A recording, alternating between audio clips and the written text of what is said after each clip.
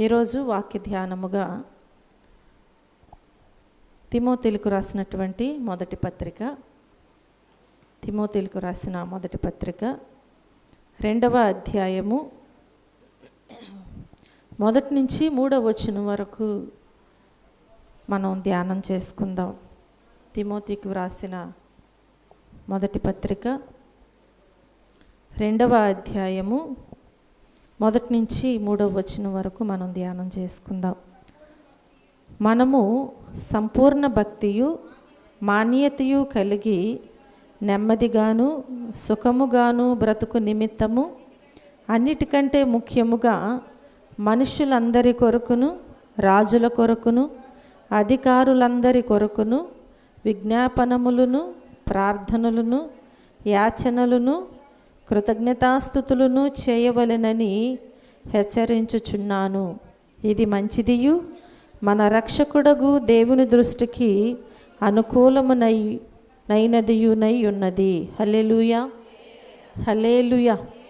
ఇక్కడ దేవుని వాక్యములో మనకి కృతజ్ఞత గురించి ఇక్కడ వ్రాయబడుచు ఉన్నది. మనం జ్ఞాపకం చేసుకున్నట్లయితే మనం చూస్తే కృతజ్ఞత లేని వారిగా మనము ఉండటానికి వీల్లేదన్నమాట. అన్ని విషయాలలో కూడా మనం ఎలా ఉండాలి?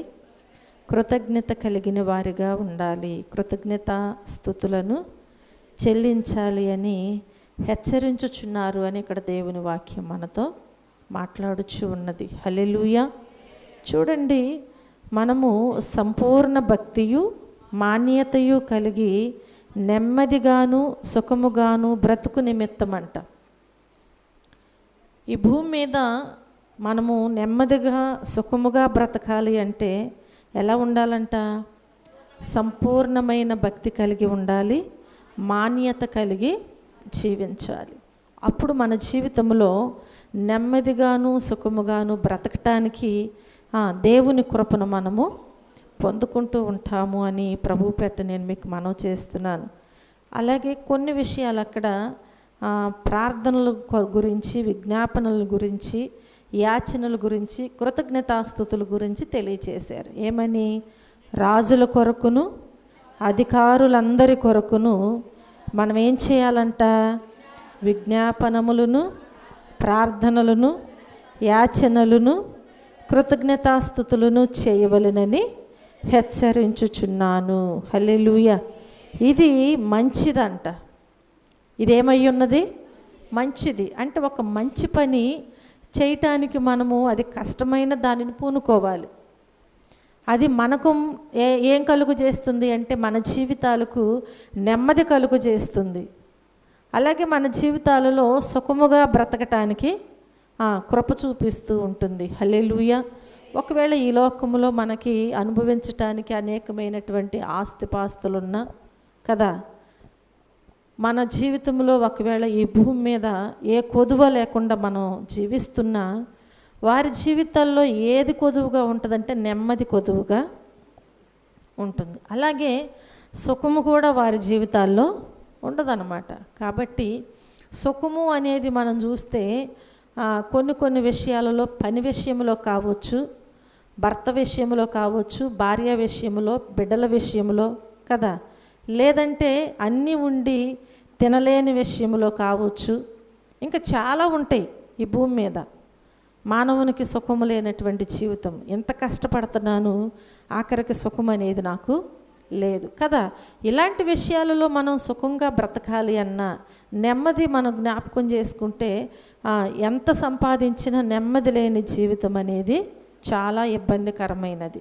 కాబట్టి నెమ్మది లేనప్పుడు ఆ మనిషికి ఏముండదు అంటే మనశ్శాంతి ఉండదు, సమాధానము ఉండదు. అలాగే చూస్తే నిద్ర కూడా పట్టదు నెమ్మది లేనప్పుడు. కాబట్టి ఎంత సంపాదించినా కానీ నెమ్మది లేదు. ఈ సుఖాన్ని మనం అనుభవించలేకపోతున్నాం. పగలంతా కష్టపడి నైట్కి నిద్రపోకపోతే ఇంకేం సుఖం ఉంటుంది కదా. కష్టపడి మనం సంపాదించుకుని వండుకుంటున్నాం, కానీ కడుపు నిండా తినలేకపోతున్నాం. దానివల్ల సుఖమేముంది? కాబట్టి దేవుని వాక్యం అంటుంది కదా, మీరు నెమ్మదిగాను సుఖముగాను బ్రతకాలి అంటే ఏం కలిగి ఉండాలి? దేవుని పిల్లలైనటువంటి ప్రతి ఒక్కరు కూడా అంటే సంపూర్ణమైన భక్తి కలిగి మాన్యత కలిగి జీవించాలంట. మాన్యత కలిగి జీవించాలి. అలాగే అందరి కొరకు ఏం చేయాలి? ప్రార్థనలు, విజ్ఞాపనలను, ప్రార్థనలను, యాచనలను, కృతజ్ఞతాస్తుతులు ఇవి చేయాలని హెచ్చరించుచున్నారు. సెలవు ఇవ్వట్లా. అర్థమవుతుందా? ఏం చెప్తున్నారు? హెచ్చరిస్తూ ఉన్నారు. ఇది మంచిది కాబట్టి మన రక్షకుడకు దేవుని దృష్టికి అనుకూలమైనదియునై ఉన్నది. ఇది ఎప్పుడైతే మనం చేస్తామో దేవుని దృష్టికి ఇది మంచిది, అనుకూలమైనది. కనుక దేవుని పిల్లలైనటువంటి మనము దేవుని చిత్తాన్ని నెరవేర్చే వారముగా ఉండాలి, కానీ మన ఇష్టానుసారంగా మనం బ్రతికే వారముగా ఉండటానికి వీల్లేదు అని నేను మీకు తెలియచేస్తూ ఉంటున్నాను. చూడండి, కృతజ్ఞత లేని వారిగా మనం ఉండకూడదు. ఎలా ఉండకూడదు? కృతజ్ఞత లేని వారిగా మనం ఉండకూడదు. ఆ విషయంలో నేను మీకు కొన్ని విషయాలు తెలియజేస్తాను. కొందరు ఎలా ఉంటారు అనేది మనం జ్ఞాపకం చేసుకుందాం. చూడండి, తిమోతి రోమీలకు రాసినటువంటి పత్రికలో మనం జ్ఞాపకం చేసుకుంటే, రోమీలకు రాసిన పత్రిక 1వ అధ్యాయము 21వ వచనములో చూస్తే, మరియు వారు దేవుని నెరిగియు ఆయనను దేవునిగా మహిమపరచలేదు, కృతజ్ఞతాస్తుతులు చెల్లింపను లేదు. అర్థమవుతుందా? వారెవరంట? దేవుణ్ణి ఎరిగినటువంటి వారంట. వారు దేవుణ్ణి ఎరిగి కూడా దేవునినంట మహిమపరచలేదు, కృతజ్ఞతాస్తుతులు చెల్లింపను లేదు. కొందరు ఎలా ఉంటారు అంటే, దేవుణ్ణి ఎరిగి కూడా కృతజ్ఞతాస్తుతులు చెల్లించుటలేదు. ఎలాంటి వారుగా ఉన్నారు? కొందరు దేవునిని ఎరిగి కూడా కృతజ్ఞతాస్తుతులు చెల్లించటం లేదు. కృతజ్ఞతాస్తుతులు ఏ విషయంలో చెల్లించాలి? చెప్పాలి. మంచి ఉద్యోగం వస్తేనేనా? చెప్పాలి. అన్ని విషయాలలో కదా. అసలు ఈరోజు బ్రతికి ఉన్నామంటే ఏం చేయాలి? దేవునికి కృతజ్ఞతాస్తుతులు చెల్లించాలి. ఆహారము తిన్నా, మరి మనం గాలి పీల్చుకుంటున్నాము అంటే అది దేవునికి ఇచ్చినటువంటి కృప అయి ఉన్నది. కాబట్టి మనం ఏం చేయాలి అంటే, దేవుని ఎరిగినటువంటి ప్రతి ఒక్కరూ కూడా ఆయనకు కృతజ్ఞతాస్తుతులు చెల్లించేవారుగా ఉండాలి. కానీ దేవుని పిల్లలు కొందరంట కృతజ్ఞత అనేది చెల్లించటం లేదు. కాబట్టి వారు ఎలాంటి వారుగా ఉన్నారు అంటే, చెల్లించినటువంటి వీరు ఎలా ఉన్నారు? వ్యర్థులుగా జీవిస్తూ ఉంటున్నారు. దేవుడు చేసిన మేలులను బట్టి కృతజ్ఞతాస్తుతులు చెల్లించకుండా వారు వ్యర్థులైపోయారంట. మనం కూడా ఒకవేళ చెల్లించకపోతే ఏమైపోతాం? వ్యర్థులమే. వ్యర్థమైన జీవితం జీవిస్తున్నామని మనలను మనం పరిశీలన చేసుకోవాలి. ఇప్పుడు వ్యర్థమైన జీవితం ఎందుకు కదా? అది దేవునికి ఇష్టమైనది. కానీ ఒకప్పుడు ఒకవేళ వ్యర్థులమే, కానీ ఇప్పుడు దేవుడు మనల్ని ప్రేమించి ఏం చేశారు? ఆ జీవితాన్ని విడిపించి కృతజ్ఞతాస్తుతులు చెల్లించేటువంటి గొప్ప జీవితాన్ని ఇచ్చారు. కనుక దేవుని కృపను పొందుకున్నటువంటి మనము దేవునికి ఏం చేయాలి? కృతజ్ఞతాస్తుతులు చెల్లించాలి. కానీ కొందరు అలాగూ చెల్లించటం లేదు. హల్లెలూయా, హల్లెలూయా. రెండవదిగా మనం చూస్తే, దెసలోనికలకు రాసినటువంటి మొదటి పత్రికలో 5వ అధ్యాయము, దెసలోనికలకు రాసినటువంటి మొదటి పత్రిక 5వ అధ్యాయము 16వ వచనములో, ప్రతి విషయమునందును కృతజ్ఞతాస్తుతులు చెల్లించుడి. ఎలా చెల్లించాలంట? మనము ప్రతి విషయములో కూడా కృతజ్ఞతాస్తుతులు చెల్లించేవారిగా ఉండాలి. హల్లెలూయా. మగపిల్లల్ని ఇవ్వకుండా ఆడపిల్లల్ని ఇచ్చిన కృతజ్ఞతాస్తుతులు చెల్లించాలి. గవర్నమెంట్ జాబ్ రాకుండా ప్రైవేట్ జాబ్ వచ్చిన కృతజ్ఞతాస్తుతులు చెల్లించాలి. అందరి వల్ల పెద్ద బిల్డింగ్ కట్టుకోలేక ఒక చిన్న రేకుల షెడ్ వేసుకున్న కృతజ్ఞతాస్తుతులు చెల్లించాలి. ప్రక్కవారి వల్లే ఒకవేళ మనం చికెన్ వండుకోలేక కూరగాయలు వండుకున్నా ఏం చేయాలి? అన్ని విషయాలలోనంట మనం ఏం చేయాలి? కృతజ్ఞతాస్తుతులు దేవునికి చెల్లించే వారముగా ఉండాలి. తినే విషయాలే కాదు, ఉదాహరణకు చెప్పాను నేను. తినే విషయాలు ప్రతి విషయంలో కూడా మనం ఏం చేయాలి? కృతజ్ఞతాస్తుతులు చెల్లించే వారుగా ఉండాలి అని ప్రభు పేట నేను మీ అందరికీ మనవి చేస్తూ ఉంటున్నాను. హల్లెలూయా, హల్లెలూయా. మూడవదిగా మనం జ్ఞాపకం చేసుకుంటే సమూయేలుకు రాసినటువంటి మొదటి పత్రిక 25వ అధ్యాయము. సమూయేలుకు రాసిన మొదటి పత్రిక 25వ అధ్యాయము 10వ వచనం నుంచి మనం జ్ఞాపకం చేసుకుంటే దేవుని వాక్యము మనకి ఇక్కడ కొంత స్టోరీ కనిపిస్తూ ఉంటుంది. ఇక్కడ ఇద్దరు వ్యక్తులు కనిపిస్తూ ఉంటారు మనకి. ఎవరు వారు అంటే అదంతా కూడా మనం 10వ వచనం నుంచి 25వ వచనం వరకు చదివితే మనకు అర్థమవుతూ ఉంటుంది. ఈ నాబాలు మనం జ్ఞాపకం చేసుకుంటే ఎలాంటి వాడు అంటే నాబాలు, అతని గురించి వ్రాయబడి ఉంటుంది. కర్మేలులోని మాయోనునందు ఆస్తి గలవాడొకడు కాపురం ఉండెను. అతడు బహు భాగ్యవంతుడు. అతనికి 3000 గొర్రెలు 1000 మేకలు ఉన్నాయంట. అతడు కర్మేలులో తన గొర్రెల బొచ్చు కత్తిరించుటకై పోయి ఉండెను. అతని పేరు నాబాల్. అతని భార్య పేరు అబీగయీలు. ఈ స్త్రీ సుబుద్ధి గలది అయి రూపసి అయి ఉన్నదంట. కానీ ఈ నాబాల్కి అనుభవించటానికి ఆస్తి అయితే ఉంది. అవి కూడా ఎంత ఉన్నాయి అనేది కూడా వ్రాసారు. అనుభవించటానికి ఆస్తి ఉంది, కానీ తనలో ఏ గుణము లేదు అంటే మంచి గుణం అనేది లేదు. కృతజ్ఞత మరచిపోయేటువంటి జీవితము కలిగి నాబాలు జీవిస్తూ ఉంటున్నాడు. ప్రియమైన దేవుని బిడ్డలారా, ఈ నాబాలు మోటువాడుగా దుర్మార్గుడుగా జీవిస్తున్నాడు అంట. ఇతడు ఎవరి సంతానము అంటే కాలేబు సంతానం అంట. ఒకప్పుడైతే నాబాలంట గొర్రెల బొచ్చు కత్తిరి వేయించుకున్నాడని అరణ్యమందు దావీదు విని తన పనివారిలో 10 మందిని పిలిచి వారితో చెప్పారంట, మీరు కర్మేలుకు నాబాలు నొద్దకు వెళ్ళి నా పేరు చెప్పి కుశల ప్రశ్నలు అడిగి ఆ భాగ్యవంతునితో నీకు నీ ఇంటికి నీకు కలిగిన అంతటికి క్షేమము కలుగునుగాక అని పలికి ఈ వర్తమానము చెప్పండి. నీ యొద్ద గొర్రెల బొచ్చు కత్తిరించి వారు ఉన్నారన్న సంగతి నాకు వినబడింది.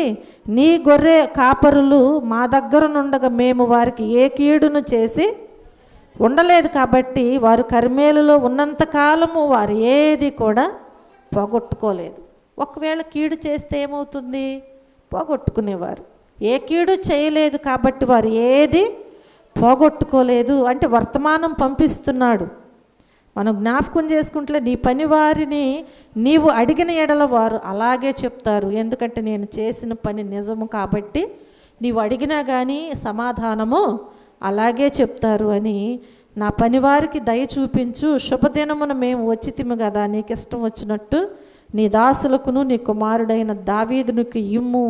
దావీదు పనివారు వచ్చి అతని పేరు చెప్పి ఆ మాటలన్నీ కూడా దావీదు ఏదైతే చెప్పి నాబాలు దగ్గరకు పంపించాడో అక్కడికి వెళ్ళి ఆ విషయాలన్నీ కూడానంట ఒకానొకప్పుడు నీ విషయంలో మా యజమాని మేలు చేశాడు, నీ పనివారి విషయంలో మేలు చేశాడు, ఏ కీడు చేయలేదు, వారు ఏది పోగొట్టుకోలేదు. కాబట్టి ఈరోజు అవన్నీ కూడా నీకు తెలియజేసి ఈ వర్తమానము నా యజమానుడు మీ వద్దకు పంపించి ఉన్నాడు అంటే, ఇప్పుడు దావీదు నాబాలుకు కలిగినటువంటి పనివారికి వారికి కలిగినటువంటి ఆస్తికి ఏ కీడు తలపెట్టలేదు. అంటే ఇప్పుడు నాబాలు ఎవరి పట్ల కృతజ్ఞత కలిగి జీవించాలి? దావీదు పట్ల కృతజ్ఞత కలిగి జీవించాలి. కానీ ఇతడు ఎలాంటి వాడుగా ఉన్నాడు అంటే మనం జ్ఞాపకం చేసుకున్నట్లయితే ఈ 10వ వచనం నుంచి నాబాలు అంటున్నాడు కదా, దావీదు పనివారు వచ్చి అతని పేరు చెప్పి ఆ మాటలన్నీ నాబాలుకు తెలియజేసి కూర్చున్నారంట. కూర్చున్నప్పుడు ఈ నాబాలు అంటున్నాడంట, దావీదు ఎవడు? అర్థమవుతుందా?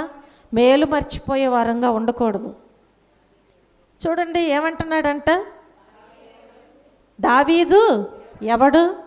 అలాగే యెషయి కుమారుడు ఎవడు? చేసిన మేలును మర్చిపోయాడు, అవన్నీ మర్చిపోయాడు. ఇప్పుడు గర్వంగా మాట్లాడుతూ ఉంటున్నాడు. ఈ దావీదు ఎవడు? యెషయి కుమారుడు ఎవడు? తమ యజమానులను విడిచి పారిపోయిన దాసులు ఇప్పుడు అనేకులున్నారు. నేను సంపాదించుకొనిన అన్నపానములను నా గొర్రెల బొచ్చు కత్తిరించు వారి కొరకు నేను వధించిన పశుమాంసమును తీసి నేను బొత్తిగా ఎరుగని వారికి ఇస్తానా అని దావీదు దాసులతో అన్నాడంట. బొత్తిగా ఎరగనట్టు వాని ఎరిగి ఉన్నాడా ఎరగకున్నాడా? ఎరిగి ఉన్నాడు. పనివారిని అడిగిన అలాగే ఉంటుందన్నాడు దావీదు. ఏ నష్టము ఏ కీడు లేకోకుండా వారు తిరిగి వెళ్ళారు, అన్నీ తెలుసు. కానీ ఇప్పుడు అంటున్నాడు కదా, అవకాశం వచ్చినప్పుడు కృతజ్ఞతాస్తుతులు చెల్లించవలసిందల్లా పోయి, అసలు దావీదు ఎవడు, యెషయి కుమారుడు ఎవడు, నా కోసము నా పనివారి కోసము సిద్ధపరిచినటువంటి ఆహారాన్ని వాడికి నేనెందుకు ఇస్తాను? అర్థమవుతుందా? ప్రియమైన దేవుని బిడ్డలారా, ఎలాంటి వాడుగా ఉన్నాడు అంటే కృతజ్ఞతను మర్చిపోయినటువంటి వాడుగా ఈ నాబాలు మాట్లాడుచూ ఉంటున్నాడు. కాబట్టి దావీదు పనివారంట వెంటనే వెనుకకు తిరిగి తోవ పట్టుకుని పోయి అతనికి ఈ మాటలన్నీ తెలియజేశారంట. అంతటా దావీదు వారితో, మీరందరూ మీ కత్తులను ధరించుకొనడనగా వారు కత్తులు ధరించుకున్నారంట. దావీదు కూడా కత్తి ఒకటి ధరించుకున్నాడంట. దావీదు వెనుక దాదాపు 400 మంది బయలుదేరగా 200 మంది సామాను దగ్గర నిలిచి ఉన్నారంట. చూడండి ప్రియమైన దేవుని బిడ్డలారా, పనివాడు ఒకడు నాబాలు భార్య అయిన అబీగయీలుతో వెళ్ళిపోయి చెప్తున్నాడంట. అర్థమవుతుందా? నాబాలు యొక్క పనివారిలో ఒక పనివాడు వెళ్ళిపోయి ఎవరికి చెప్తున్నాడు? నాబాలు భార్య అయిన అబీగయీలుతో. అబీగయీలు ఎలాంటిది? సుబుద్ధి అయినటువంటి స్త్రీ.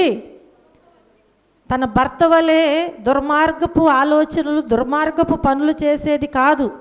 కృతజ్ఞత చెల్లించలేని మర్చిపోయినటువంటి స్త్రీ కానే కాదు. కాబట్టి ఆ పనివాడు వెళ్ళంట వెంటనే అబీగయీలుతో చెప్పుచున్నాడంట, అమ్మా, దావీదు అరణ్యములో నుండి మన యజమానుని కుశల ప్రశ్నలు అడుగుటకై దూతలను పంపించగా అతడు వారితో కఠినముగా మాట్లాడి ఉన్నాడు. అయితే ఆ మనుషులు మాకెంతో ఉపకారము చేసి ఉన్నారు. ఎవరు మాట్లాడుతున్నారు? పనివారికి ఉంది కృతజ్ఞత, ఎవరికి లేదు? యజమానునికి కృతజ్ఞత లేదు. ఆస్తి పనివారికి అవుతుందా, యజమానికి అవుతుందా? ఏ కీడు తలపెట్టకుండా, ఏది నష్టపోకుండా కాపాడినటువంటి ఆస్తి పనివారికి దక్కుతుందా, యజమానికి దక్కుతుందా? కానీ యజమానికి కృతజ్ఞత లేదు, కానీ పనివానికి కృతజ్ఞత కనిపిస్తుంది. మేము పొలములో వారి మధ్యను సంచరించుచున్నంతసేపు అపాయము కానీ నష్టము కానీ మాకు సంభవింపనే లేదు. మేము గొర్రెలను కాయుచున్నంతసేపు వారు రాత్రింబగళ్ళు మా చుట్టూ ప్రాకారముగా ఉన్నారు. హల్లెలూయా! ఎంత మంచి మనసు అండి. అసలు వాళ్ళెవరో మనకెందుకు అని వెళ్ళిపోతాం, అవునా? ఎందుకు? ఇప్పుడు మనం చూస్తున్నాం న్యూస్లో యాక్సిడెంట్ అయ్యి రోడ్డు మీద పడి విలవిల్లాడిపోతుంటే చాలామంది ఏం చేస్తారు? ఆ ప్రక్కగా తప్పుకుని ఆగితే ఏమవుతుందో, పట్టుకుంటే ఏమవుతుందో, మనకెందుకు వచ్చింది? ఇంకో కొంత అపాయాలు జరుగుతున్నప్పుడు ఏం చేస్తున్నారంటే వీడియోలు తీస్తున్నారు. వారిని కాపాడట్లేదు. ఏం చేస్తున్నారు? వీడియోలు తీస్తూ ఉంటున్నారు. ఒడ్డు నుండి కొట్టుకుపోయేవారిని, లేదంటే అపాయములో ఉన్నవారిని, ప్రాణాపాయములో ఉన్నవారిని కాపాడటానికి బదులుగా వీడియోలు తీసి ఏం చేస్తున్నారు? అందరికీ షేర్ చేస్తూ ఉంటున్నారు. చూడండి, మనం జ్ఞాపకం చేసుకుంటే దావీదు మనసు ఎలా ఉంది అంటే, మనతోటి వారు వచ్చి ఇక్కడ నివాసం చేస్తున్నారు కాబట్టి వారికి మనము అండగా ఉండాలి అని చెప్పి మంచి ఆలోచన కలిగి ఎలా ఉన్నాడు అంటే ఒక ప్రాకారముగా ఉన్నాడంట. హల్లెలూయా! మన ఇంటి చుట్టూ కాపుదల ఏది అంటే ఒక ప్రాకారమే, మనం కట్టించుకున్న ప్రాకారం. అది ఒకవేళ ప్రాకారం లేకుండా, గేట్ లేకుండా ఉంటే, ఓపెన్గా ఉంటే ఏమవుతుంది? కాపుదల ఉంటుందా? అన్నీ లోపలికి వస్తూ ఉంటాయి, పాడు చేస్తూ ఉంటాయి, అవునా? చూడండి, అట్లా వారికి ఏ కీడు ఆపద రాకుండానంట ప్రాకారముగా ఉన్నారంట. ఇదంతా కూడా యజమానురాలికి తెలియచేస్తూ ఉంటున్నాడు. అయితే మా యజమానునికి అతని ఇంటి వారందరికీ వారు కీడు చేయ నిశ్చయించి ఉన్నారు గనుక ఇప్పుడు నీవు చేయవలసిన దానిని బహు జాగ్రత్తగా ఆలోచించు. ఇప్పుడు కృతజ్ఞత మరచిన వాడుగా ఉన్నాడు కాబట్టి వారు ఇప్పుడు వచ్చి ఏం చేస్తారంట? ఏం చేస్తారు? కీడు చేయటానికి నిశ్చయించుకున్నారు ఆల్రెడీ.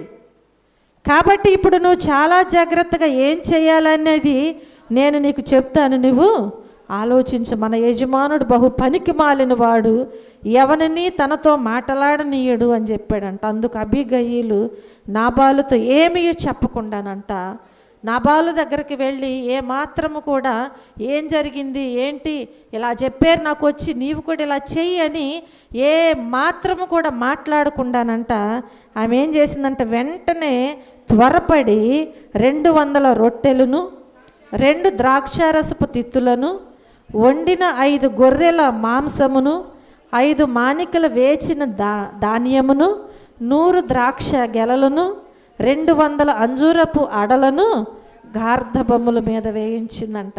ఎంత స్పీడ్గా చేసిందో చూసారా? తన భర్తకు తనకు కలిగినటువంటి పనివారికి ఆస్తికి నష్టం రాకోకుండా ఉండాలి అని, నా భర్త దుర్మార్గుడు కాబట్టి కృతజ్ఞతను మర్చిపోయి ఉన్నాడు కాబట్టి అలా నేను ఉండటానికి వీల్లేదు. ఏమంటారు సామెత, అట్టు పెట్టినమ్మకి ఎంత పెట్టాలంటే అట్టున్నారా? అర్థమవుతుందా? కాబట్టి ఆనాడు ప్రాకారముగా ఉండి కాపాడినటువంటి దావీదుకి తన పనివారికంట ఆయన ఏం కోరుకున్నాడు? వారికి కలిగిన దానిలో కొంచెం ఇవ్వమని కోరుకున్నాడు అంతే. కానీ అతను మర్చిపోయాడు కాబట్టి కృతజ్ఞత అనేది ఇవ్వటానికి వీల్లేదు. నా కోసం, నా పనివారి కోసం సిద్ధపరిచినది నేను ఎవడికో ఇస్తానా అంటున్నాడు. కానీ తన భార్య అలా లేదు. ఎంత స్పీడ్గా ఎంత చురుకుగా ఇవన్నీ చేసిందో చూడండి. చిన్న విషయమా?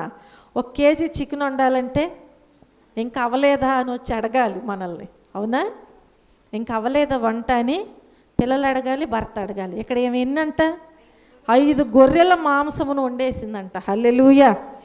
200 రొట్టెలు చేసిందంట. ఎన్ని రొట్టెలు? 4 ఉంటే మనిషికి 2 చేయాలంటే చివాట్లు, అవునా? చూడండి ఎంత శ్రద్ధగా బైబిల్ భాగంలో మనం జ్ఞాపకం చేసుకుంటే ఈమె 200 రొట్టెలు 2 ద్రాక్షారసపు తిత్తులు వండిన 5 గొర్రెల మాంసమును 5 మానికల వేచిన ధాన్యమును 100 ద్రాక్ష గెలలను 200 అంజూరపు అడలను ఇవన్నీ కూడానంట వారు కోరుకున్న దానికంటే కూడా శ్రేష్టమైనవి, ఎక్కువైనవి ఆమె సిద్ధపరుచుకుని ఆ గార్ధబొమ్మల మీద వేయించి, మీరు నాకంటే ముందుగా వెళ్ళండి అంటుంది పనివారిని. ఇవన్నీ తీసుకుని మీరేం చేయాలి? నాకంటే ముందుగా మీరు పోవుడి, నేను మీ వెనక నుండి వచ్చేదని తన పనివారికి ఆజ్ఞ ఇచ్చి గార్ధబొమ్మ మీద ఎక్కి పర్వతపు లోయలోనికి వచ్చుచుండగా దావీదును అతని జనులను ఆమెకు ఎదురుపడ్డారంట. ఎదురుపడినప్పుడు అంటే తన భర్తను కలుసుకొనక ముందే ఆమె ఎదురు వెళ్ళిపోయింది. కోపముతో, ఆగ్రహముతో ఏవైనా సరే ఏం చేయాలని నిశ్చయించుకున్నాడు? చెప్పాలి. కీడు చేయాలని నిశ్చయించుకున్నటువంటి దావీదును ముందుగానే కలిసినట్లుగా మనం చూస్తూ ఉంటున్నాం. హల్లెలూయా, హల్లెలూయా. చూడండి, ఎదురుపడి ఆమె వారిని కలుసుకున్నదంట. అంతకు మునుపు దావీదు నాబాలునకు కలిగిన దాని అంతటిలో ఏది పోకుండా ఈ అరణ్యములు అతని ఆస్తి అంతయు నేను వ్యర్థముగా కాయుచు వచ్చి తిని ఉపకారమునకు నాకు అపకారము చేసి ఉన్నాడే అని అనుకుని అతనికున్న వారిలో ఒక మగపిల్లవానినైనను తెల్లవారినప్పటికీ నేను ఉండనియ్యనే, ఒక్క మగపిల్లోడిని కూడా నేను ఉంచననుకున్నాడు. అందుకని అందరిని ఏం పట్టుకురమ్మన్నాడు? వారి దగ్గర ఉన్న కత్తులను పట్టుకుని రమ్మన్నాడు. దావీదు కూడా ఒకటి పట్టుకున్నాడంట. ఏ ఒక్క మగపిల్లాడు కూడా ఉండటానికి తెల్లవారేసరికి వీల్లేదు అని నిశ్చయించుకుని బయలుదేరాడంట. చూడండి, ఉండనియ్యను లేదా దేవుడు మరి గొప్ప అపాయము దావీదు శత్రువులకు కలుగుజేయునుగాక అని ప్రమాణము చేసి అబీగయీలు దావీదును కనుగొని గార్ధబొమ్మ మీద నుండి త్వరగా దిగి దావీదునకు సాష్టాంగ నమస్కారము చేసి అతని పాదములు పట్టుకుని మాట్లాడుతూ ఉందంట. హల్లెలూయా, హల్లెలూయా. చూడండి, దేవుడు చేసిన ఉపకారము. యెహోవా ఇల్లు కట్టించిన ఎడల దాని కట్టువారి ప్రయాస, యెహోవా పట్టణమును కాపాడని ఎడల దాని కావలి కాయి వారు మేలుకొని ఉండుట వ్యర్థమే. ప్రభువు మనలను కాయకపోతే మనం మేలుకొని ఉన్న వ్యర్థమే. మన బిడ్డలను మనం కాచుకోలేం, మనలను మనం కాచుకోలేం. మనకు కలిగినది ఏది కూడా మనము కాచుకోలేం. కాబట్టి దేవుడు కాపాడుచున్నాడు కనుక అన్ని విషయాల్లో మనం ఏం చేయాలి? కృతజ్ఞత మరిచిన వారుగా ఉండటానికి నాబాలు వలె వీల్లేదు. కృతజ్ఞతాస్తుతులు చెల్లించాలి. ప్రభువా, నా కుటుంబం చుట్టూ నీవు నీ అగ్ని ప్రాకారాన్ని ఉంచావయ్యా, మీకు వందనాలు. ఈ రాత్రి ఏ అపాయము రాకుండా నా బిడ్డలను కాపాడేవు ప్రభువా, మీకు వందనాలు అని ఏం చేయాలి? కృతజ్ఞతాస్తుతులు దేవునికి చెల్లించాలి. చూడండి, ఆమె పాదాల మీద పడి అడుగుతూ ఉందంట. దేవుని పాదాల దగ్గరకు వచ్చి, ఎప్పుడైనా ఒకవేళ నీవు కృతజ్ఞత మర్చిపోయి జీవిస్తే దేవుని శిక్ష మన మీదకి వస్తుందేమో, ఆయన ఉగ్రత వస్తుందేమో మన జ్ఞాపకం చేసుకుని, ఒకవేళ ఇప్పుడు వరకు నీవు కృతజ్ఞత మర్చిపోయిన స్థితిలో ఉంటే ఇప్పుడు ఎవరి పాదాలు పట్టుకోవాలి? దావీదు పాదాలు కాదు, భర్త పాదాలు కాదు, ఎవరి పాదాలు? దేవుని పాదాల మీద పడాలి. హల్లెలూయా. ఆ ఉగ్రత నుంచి తప్పించబడాలి అన్నా, శిక్ష నుంచి తప్పించబడాలి అన్నా దేవుని పాదాల మీద పడి మనము ప్రాధేయపడాలి. హల్లెలూయా. ఇప్పుడు ఏమి కూడా ఏం చేస్తుందంట? ఏం చేస్తుంది? సాష్టాంగ నమస్కారము చేసి అతని పాదాలు పట్టుకుని ప్రాధేయపడుతుందంట. నా ఏలినవాడా, అయ్యా ఒక్కసారి జ్ఞాపకం చేసుకో, నా ఏలినవాడా, ఈ దోషము నాదని ఎంచు. ఎంత గొప్ప మనసు చూడండి. నెహెమ్యా కూడా అలాగే ప్రార్థన చేస్తాడు దేవుని దగ్గర. తిరిగి మరలా కట్టడానికి పూనుకొనినటువంటి నెహెమ్యా పడద్రోయబడినవని తెలుసుకోగానే కూర్చుండి ఏడ్చి కొన్ని దినములు ఉపవాసం ఉండి ఆయన పాదాలు పట్టుకునంట, అయ్యా నా పితరుల పాపము నా పాపము అని చెప్పి ప్రార్థన చేస్తాడు, క్షమించమని. ఎంత గొప్ప మనసో. మనం ఒప్పుకోవటానికి ఇష్టపడం, అవునా? నువ్వు చూసావా? నీకు తెలుసా? నీకు ఎవరు చెప్పారు? ఎన్ని ప్రశ్నలు వేస్తామో. అది మనం చేసాం, కానీ ఏం చేస్తాం? బొంకుతూ ఉంటాం. చూడండి, ఏమి మాట్లాడుతుంది కదా, నా ఏలినవాడా ఈ దోషము నాదని ఎంచయ్యా. ఎందుకంటే తన భర్త దుర్మార్గుడని తెలుసు కాబట్టి ఇప్పుడు ఎవరిదని ఎంచుకోమంటుంది? ఈ దోషము నాదని నీవు ఎంచు. నీ దాసురాలైన నన్ను మాట్లాడనిమ్ము, నీ దాసురాలనైన నేను చెప్పు మాటలను ఆలకించయ్యా. నా ఏలినవాడా, దుష్టుడైన ఈ నాబాలను లక్ష్య పెట్టవద్దు.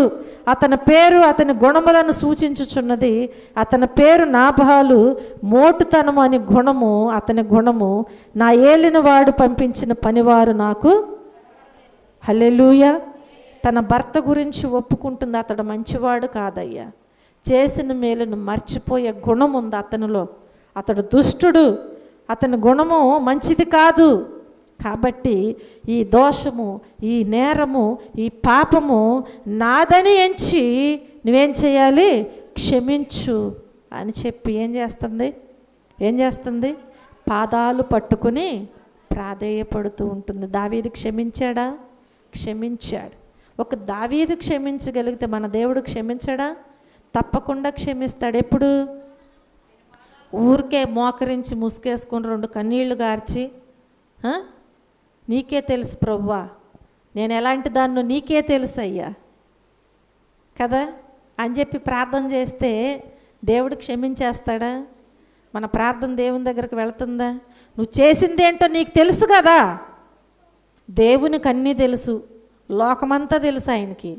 కానీ మన కంట్లో ఉన్నటువంటిది మనకు తెలుసు కాబట్టి, మన హృదయంలో దాచబడింది మనకు తెలుసు కాబట్టి, దానిని దేవుని దగ్గర పెట్టి ఒప్పుకుని ఏం చేయాలి? విడిచిపెట్టాలి, ప్రాధేయపడాలి, పశ్చాత్తాపపడాలి నువ్వు చేసిన పాపం విషయంలో. అప్పుడే దేవుడు క్షమిస్తాడు, తిరిగి నీకు సహాయము చేస్తాడు. హల్లెలూయా. కనుక ప్రియమైన దేవుని బిడ్డలారా, మనము ఎలాంటి వారిగా ఉండకూడదని దేవుని వాక్యం సెలవిస్తుంది? కృతజ్ఞత మరచిన వారిగా మనము ఉండకూడదు. కాబట్టి ఎన్ని విషయాలు చెప్పాను? కృతజ్ఞత లేని వారిగా ఉండకూడదు అనే విషయాలలో కొందరు కృతజ్ఞతను చెల్లించుట మర్చిపోతారు, చెల్లించటం లేదు. ప్రతి విషయంలో కూడా మనం ఏం చేయాలి? కృతజ్ఞత కలిగి జీవించాలి. అలాగే నాబాలు వలె కృతజ్ఞతను మరచిన వారుగా మనం ఉండటానికి వీల్లేదు అని ప్రభు పేట నేను మీ అందరికీ మనవి చేస్తున్నాను. హల్లెలూయా. రెండవదిగా మనం చూస్తే ఎలా ఉండాలి అంటే మెలకువ కలిగి ఉండాలి. ఎలా ఉండాలి? మెలకువ కలిగి ఉండాలి. కొలస్సీలకు రాసినటువంటి పత్రిక 4వ అధ్యాయము, కొలస్సీలకు రాసిన పత్రిక 4వ అధ్యాయము 2వ వచనములో చూస్తే, ప్రార్థన యందు నిలుకడగా ఉండి కృతజ్ఞత గలవారై దాని యందు మెలకువగా ఉండుడి. హల్లెలూయా. ఎలా ఉండాలి? మనము మెలకువగా ఉండాలి. మెలకువగా ఉండాలి. మొదటగా కృతజ్ఞత లేనివారుగా ఉండకూడదు. రెండవది మనము మొదటగా మనం ఇక్కడ జ్ఞాపకం చేసుకున్నట్లయితే మెలకువ కలిగి ఉండాలి. ఈ మెలకువ కలిగి ఉండాలి. ఏ విషయంలో మెలకువ కలిగి మనం జీవించాలి అనేది మనం చూస్తే ప్రార్థించే విషయంలో మనం మెలకువ కలిగి జీవించాలి. పేతురు రాసినటువంటి మొదటి పత్రిక 4వ అధ్యాయము 7వ వచనంలో మనం చూస్తే, అయితే అన్నిటి అంతము సమీపమై ఉన్నది కాగా మీరు స్వస్థ బుద్ధి గలవారై ప్రార్థనలు చేయుటకు మెలకువగా ఉండుడి. ఏ విషయంలో మెలకువగా ఉండాలి? మనము ప్రార్థన చేసే విషయంలో మెలకువగా ఉండాలి. ఎందుకు ప్రార్థన చేయాలంట? అన్నిటి అంతము సమీపమై ఉన్నది కాబట్టి మనము స్వస్థ బుద్ధి కలిగిన వారముగా ప్రార్థనలు చేయటానికి ఎల్లప్పుడూ కూడా మెలకువ కలిగి జీవించాలి. హల్లెలూయా. హల్లెలూయా. రెండవదిగా మనం జ్ఞాపకం చేసుకున్నట్లయితే విజ్ఞాపనలో మెలకువ కలిగి జీవించాలి. ఏ విషయంలో? విజ్ఞాపనలో మనము మెలకువ కలిగి జీవించాలి. ఎఫెసీయులకు రాసిన పత్రిక 6వ అధ్యాయము 18వ వచనములో దేవుని వాక్యం తెలియచేయబడుచున్నది కదా, ఆత్మ వలన ప్రతి సమయమునందును ప్రతి విధమైన ప్రార్థనను విజ్ఞాపనను చేయుచు ఆ విషయమై సమస్త పరిశుద్ధుల నిమిత్తమును పూర్ణమైన పట్టుదలతో విజ్ఞాపన చేయుచు మెలకువగా ఉండుడి. హల్లెలూయా. రెండవదిగా మనం చూస్తే ఏ విషయంలో మెలకువగా ఉండాలి? విజ్ఞాపనలో మెలకువగా ఉండాలి. అర్థమవుతుంది కదా? అర్థమవుతుందా? ఆత్మ వలన ప్రతి సమయమునందును ప్రతి విధమైన ప్రార్థనను విజ్ఞాపనను చేయాలంట. ప్రతి విధమైన ప్రార్థనను విజ్ఞాపనను మనము చేయాలి. విజ్ఞాపన చేయాలి. అన్ని విషయాలలో విజ్ఞాపన చేయాలి. మనం ఎంతసేపు ఏ విషయంలో విజ్ఞాపన చేస్తాము? చెప్పాలి. ఏ విషయంలో? చెప్పరేంటండి? దేవుని దగ్గర మీరు ఏ విషయంలో ప్రార్థన చేస్తున్నారు? ఎప్పుడు చేసినా కానీ ఏ విషయంలో? నన్ను దీవించు ప్రభువా, నా బిడ్డలను దీవించు, నా కుటుంబాన్ని దీవించు, నాకు అది ఇవ్వు, నాకు ఇది ఇవ్వు, నాకు అది లేదు, నాకు ఇది లేదు. ఇదే కదా దేవుని దగ్గర పెట్టేది. కానీ మనం ఇందాక ఒక వాక్యం చదువుకున్నాం కదా తిమోతి పత్రికలో. ఏమనుంది? ఏమనుంది? ఎవరెవరి కొరకు చేయాలంట? చేస్తున్నారా? చెప్పటమేనా? మనం చెప్పాలి కదా. కాబట్టి మనం ఏం చేయాలంట? ప్రతి విధమైనటువంటి ప్రార్థనను విజ్ఞాపనను చేసేవారముగా మనము ఉండాలి. మెలకువ కలిగి అన్ని విషయాలలో మనం ఏం చేయాలి? ప్రార్థన చేయాలి. మూడవదిగా చూస్తే విజ్ఞాపనలో మెలకువ కలిగి జీవించమని దేవుడు సెలవిచ్చాడు కదా. మూడవదిగా మనం జ్ఞాపకం చేసుకుంటే ఏ దాసుడు మెలకువగా ఉండి ప్రార్థన చేస్తాడో మనం జ్ఞాపకం చేసుకున్నట్లయితే లోకాసు వార్త 12వ అధ్యాయము, లోకాసు వార్త 12వ అధ్యాయము 38వ వచనంలో మనం చూస్తే, మరియు అతడు 2వ జామున వచ్చినను 3వ జామున వచ్చినను ఏ దాసులు మెలకువగా ఉండుట కనుగొనునో ఆ దాసులు ధన్యులు. హల్లెలూయా. అర్థమవుతుందా? ప్రభువు ఏ జాములో వస్తారో తెలియదు కాబట్టి ఆ జాములో ఎవరైతే మెలకువ కలిగి ప్రార్థన చేస్తారో ఆ దాసుడు ఏంటంట? ధన్యుడంట. ఎందుకు ధన్యుడయ్యాడు? ఆయనతో కూడా వెళ్తాడు కాబట్టి. కాబట్టి ఏ జాములోనైనా మనం ఏం చేయాలి? ప్రార్థన చేయాలి. ఏ జాములో అయితే మెలకువ కలిగి ప్రార్థన చేస్తారో ఆ దాసుడే ధన్యుడు, ఆ దాసుడే ధన్యుడు. నీకు సమయం వచ్చినప్పుడు చేస్తే నువ్వు ధన్యుడు కాదంట. అర్థమవుతుందా? ఖాళీ చూసుకుని చేస్తే ధన్యుడు కాదంట. ఏ జాములోనైనా మనము ప్రార్థన చేయాలి. హల్లెలూయా, హల్లెలూయా. కనుక ప్రియమైన దేవుని బిడ్డలారా, వీటన్నిటి విషయంలో మనం ఎప్పుడైతే మెలకువ కలిగి ప్రార్థన చేస్తూ ఉంటామో ఆ ప్రార్థన దేవుడు ఆలకించి తగినటువంటి కృపను మనకు దేవుడు అనుగ్రహిస్తారు అని ప్రభువు పేట నేను మీ అందరికీ మనవి చేస్తున్నాను. హల్లెలూయా. రెండవదిగా మనం మొదటగా మెలకువ కలిగి ఉండాలి. రెండవదిగా దేవుణ్ణి కీర్తించాలి. ఎవరిని కీర్తించాలి? దేవుణ్ణి కీర్తించాలి. చూడండి, కీర్తన గ్రంథము 147వ అధ్యాయము, కీర్తన గ్రంథము 147వ అధ్యాయము 7వ వచనంలో చూస్తే, కృతజ్ఞతాస్తుతులతో యెహోవాను కీర్తించుడి, సితారాతో మన దేవుని కీర్తించుడి. హల్లెలూయా. ఎవరిని కీర్తించాలంట? దేవుణ్ణి కీర్తించాలి. ఎవరిని కీర్తించాలి? దేవుణ్ణి కీర్తించాలి. చూడండి, దానిలో మొదటగా మనం చూస్తే కీర్తన గ్రంథంలోనే 30వ అధ్యాయములో దేవుని వాక్యము సెలవిస్తుంది కదా.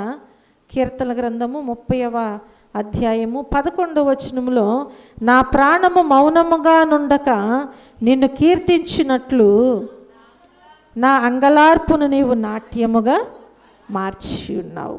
ఏం చేయాలంట? ప్రాణము మౌనముగా ఉండకూడదంట. ఏం చేయాలి మరి? దేవుణ్ణి కీర్తించేవారుగా ఉండాలి. నా ప్రాణం మౌనముగా ఉండకుండా నిన్ను నేను కీర్తించాలి ప్రభువా. మనం ఎప్పుడు కూడా మన ప్రాణాన్ని మౌనముగా ఉంచటానికి వీల్లేదు. హల్లెలూయా. అలాగే మనం చూస్తే ఇర్మియా గ్రంథములో 13వ అధ్యాయంలో కూడా దేవుని వాక్యం సెలవిస్తుంది కదా. ఇర్మియా గ్రంథము 13వ అధ్యాయము 11వ వచనంలో, నాకు కీర్తి స్తోత్ర మహిమలు కలుగుటకై వారు నాకు జనముగా ఉండునట్లు నేను ఇశ్రాయేలు వంశస్థులనందరినీ యోధా వంశస్థులనందరినీ నడికట్టు నరుని నడుమునకు అంటియున్న రీతిగా నన్ను అంటియుండ చేసితివి గాని వారు నా మాటలు వినకపోయి ఉన్నారని యెహోవా సెలవిచ్చుచున్నాడు. హల్లెలూయా. కీర్తి మేలు కలుగుటకై ఏం చేయాలంటే దేవుణ్ణి కీర్తించాలి. అలా కాకుండా వీళ్ళు ఎలా ఉన్నారంట? దేవుని మాట విననటువంటి వారుగా ఉన్నారంట. నాకు కీర్తి స్తోత్ర మహిమలు కలుగుటకై వారు నాకు జనముగా ఉండునట్లుగా నేను వీరందరినీ సిద్ధపరిచి ఉన్నాను. కాబట్టి నిన్ను నన్ను దేవుడు సృష్టించాడు అంటే, ఈరోజు ఇలా కాపాడుచున్నాడు అంటే మనం ఏం చేయాలి? దేవుని నామాన్ని కీర్తించే వారముగా ఉండాలి. హల్లెలూయా. దేవుడు చేసినటువంటి మేలులను మర్చిపోకుండా ఆ కీర్తిని, ఆ మేలు కలగటానికి కొరకై దేవుని నామాన్ని మనం ఏం చేయాలి? కీర్తిస్తూ ఉండాలి. హల్లెలూయా. అలాగే మనం చూస్తే కీర్తన గ్రంథములోనే 105వ అధ్యాయములో దేవుని వాక్యము సెలవిస్తుంది కదా. 2వ వచనములో, ఆయనను గూర్చి పాడుడి, ఆయనను కీర్తించుడి. ఏం చేయాలంట? మనము ఆయనను గూర్చి పాడాలి, తిరిగి మరలా మనం ఆయనను కీర్తించాలి. ఎల్లవేళలా ఎల్లప్పుడూ కూడా మనము ఆయన నామాన్ని కీర్తించే వారముగా ఉండాలి. నువ్వు పాటలు పాడి ప్రార్థన చేసి వాక్యము చదువుతూ కదా కృతజ్ఞతలు చెల్లిస్తూ నీ జీవితంలో అన్ని విషయాలలో, అంటే మోకరించినప్పుడే చేయాలని కాదు, నువ్వు నడుస్తూ ఉన్నా, పండుకొని ఉన్నా, పనిలో ఉన్నా, ఎక్కడ ఉన్నా కానీ దేవుని నామాన్ని కీర్తించే వారముగా ఉండాలి, ఘనపరిచే వారముగా ఉండాలి. అనేకుల మధ్య దేవుని నామాన్ని కీర్తించేవారుగా ఉండాలి. అంతేకాని ఎవ్వరికి తెలియకుండా రహస్యముగా దేవుణ్ణి కీర్తించి ఒకవేళ వెంబడిద్దాము అని అనుకోవటం కాదు. ఏ విషయంలోనైనా నీవు ఎక్కడున్నా కానీ ఏం చేయాలి? నా దేవుడు నా పట్ల ఈ గొప్ప కార్యాన్ని చేసి ఉన్నారు అని చెప్పి నువ్వు దేవుణ్ణి కీర్తించు. హల్లెలూయా. అదే దేవుడు కోరుకుంటున్నటువంటి జీవితం అయి ఉన్నదని నేను మీకు తెలియజేస్తున్నాను. మనం జ్ఞాపకం చేసుకుంటూ మొదటగా ఎలా ఉండాలి? మెలకువగా ఉండాలి. రెండవది దేవుణ్ణి కీర్తించాలి. మూడవదిగా చూస్తే దేవుణ్ణి ఘనపరిచే వారముగా ఉండాలి. మనం ఎలా ఉండాలి? దేవుణ్ణి ఘనపరిచే వారముగా ఉండాలి. కీర్తన గ్రంథము 69వ అధ్యాయము 30వ వచనములో చూస్తే, కీర్తనలతో నేను దేవుని నామమును స్తుతించెదను, కృతజ్ఞతాస్తుతులతో నేను ఆయనను ఘనపరచెదను అని తెలియజేయబడుచున్నది. ఏం తెలియజేయబడుచున్నది? కీర్తనలతో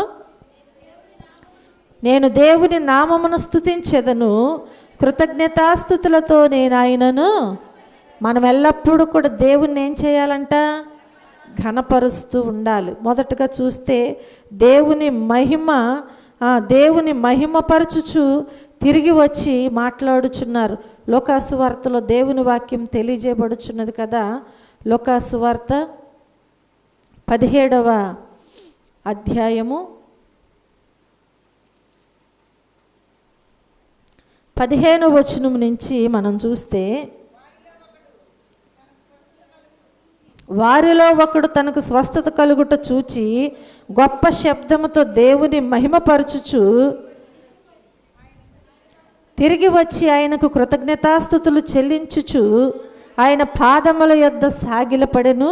వాడు సమరయుడు. అందుకు యేసు 10 మంది శుద్ధులైరి కారా, ఆ 90 ఎక్కడా అని అడుగుచున్నారు. హల్లెలూయా. అర్థమవుతుందా? మనం ఏం చేయాలంటే ఎల్లప్పుడూ కూడా దేవుణ్ణి మహిమపరచు తిరిగి రావాలి. నువ్వు మేలు పొందుకున్న తర్వాత ఎక్కడికి రావాలి? దేవుని మహిమపరచడానికి ఆయన పాదాల దగ్గరకు రావాలి. చూడండి, 10 మందిని దేవుడు స్వస్థపరిచారు, కుష్ఠరోగి వ్యాధిగ్రస్తులని. కానీ వీరిలో ఎంతమంది వచ్చారంట? తిరిగి ఒక్కడే వచ్చాడంట. వారిలో ఒకడు తనకు స్వస్థత కలుగుట చూసి గొప్ప శబ్దముతోనంట దేవుణ్ణి మహిమపరుస్తూ తిరిగి వచ్చి ఆయనకు కృతజ్ఞతాస్తుతులు చెల్లిస్తూ ఆయన పాదాల మీద పడ్డాడంట. హల్లెలూయా. వాడే కావాలి దేవునికి. చేసిన మేలును మర్చిపోయేవారు కాదనమాట.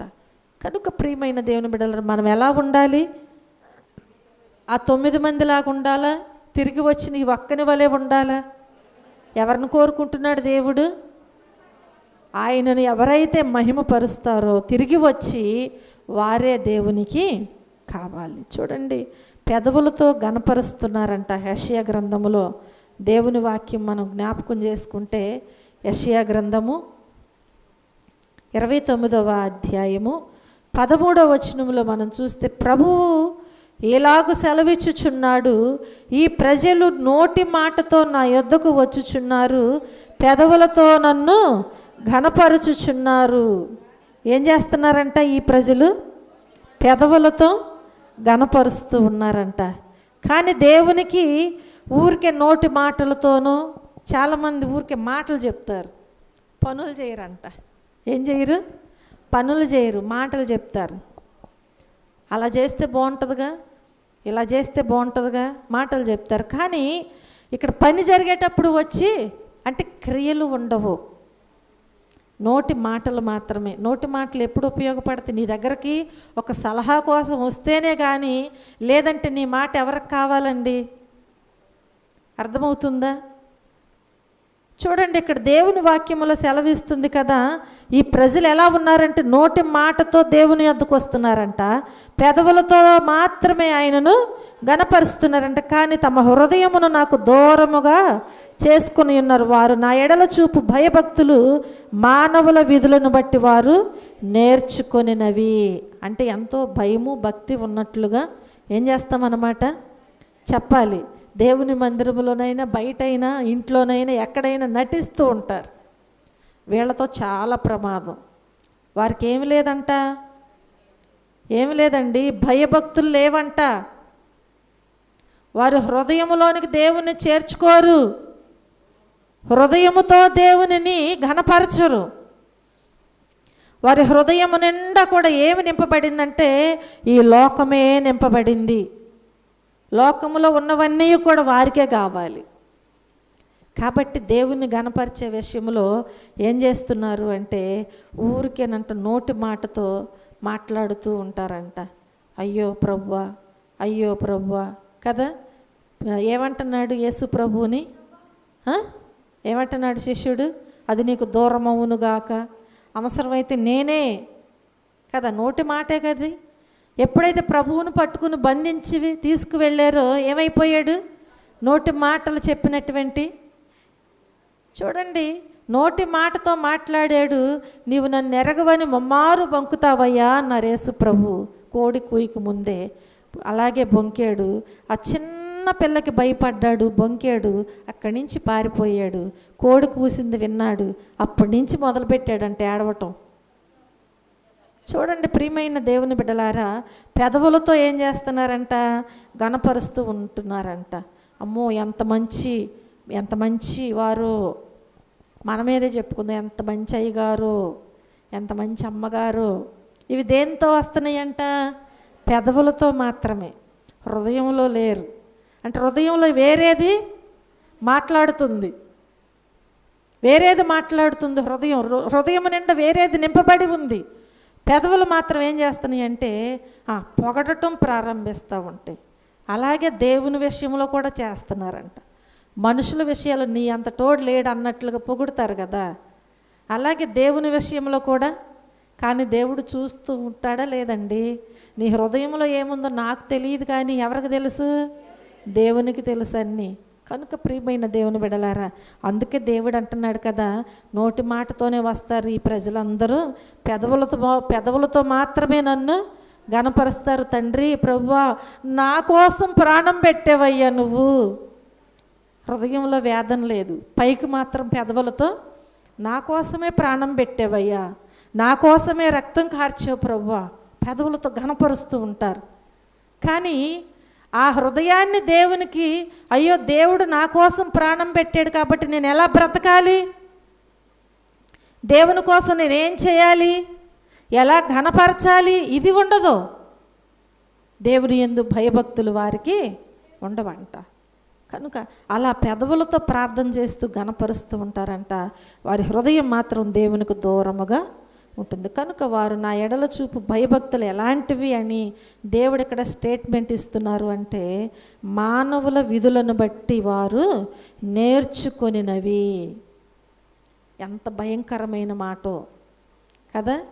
మానవుల విధులను బట్టి నేర్చుకున్నటువంటి విషయాలు ఎక్కడ కనుపరుస్తున్నారు?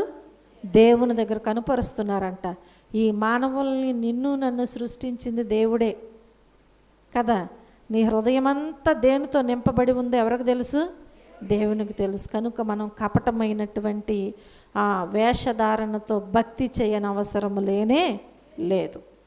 చూడండి ప్రియమైన దేవుని బిడ్డలారా, ఎలాగూ గణపరుస్తున్నారు అంటే పెదవులతో మాత్రమే గణపరుస్తూ ఉన్నట్లుగా దేవుని వాక్యము మనకి స్పష్టంగా తెలియచేయబడుచుంటుంది. చూడండి, సంఖ్యాకాండంలో మనం జ్ఞాపకం చేసుకుంటే, సంఖ్యాకాండము 24వ అధ్యాయము 11వ వచనములో చూస్తే, నేను నిన్ను మిక్కిలి గణపరిచేదనని చెప్పి తిని గాని యెహోవా నీవు ఘనత పొందకుండా ఆటంకపరిచెన నేను. ఇక్కడ దేవుని వాక్యం చూస్తున్నారా? ఏమని మాట్లాడుతుంది? నేను నిన్ను మిక్కిలి ఘనపరిచేదనని చెప్పితివి కానీ యెహోవా నీవు ఘనత పొందకుండా ఆటంకపరిచెన నేను. ఎవరంటున్నారు ఈ మాటలు? చెప్పాలి, ఎవరు మాట్లాడుతున్నారు?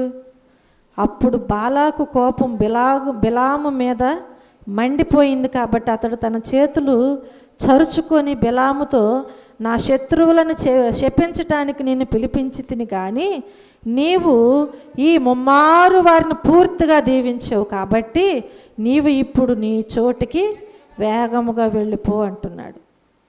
చూడు, నేను నిన్ను మిక్కిలి ఘనపరిచెదనని చెప్పి తిని కానీ యెహోవా నీవు ఘనత పొందకుండా ఆటంకపరిచిన నేను. అందుకు బిలాము బాలాకు తన ఇంటెడు వెండి బంగారములను నాకిచ్చినను నా ఇష్టము చొప్పున మేలైనను కీడైనను చేయుటకు యెహోవా సెలవిచ్చిన మాటను మేరలేను.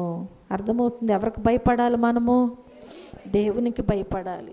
మనుషుల కోసం లేదంటే వారు ఇచ్చే దానికోసం మనం ఆశపడి దేవుని నామానికి వ్యతిరేకమైన పనులు చేస్తే దేవుడు మనకు ఆ కార్యాలు లేదంటే ఆ పనులు జరగనివ్వడు.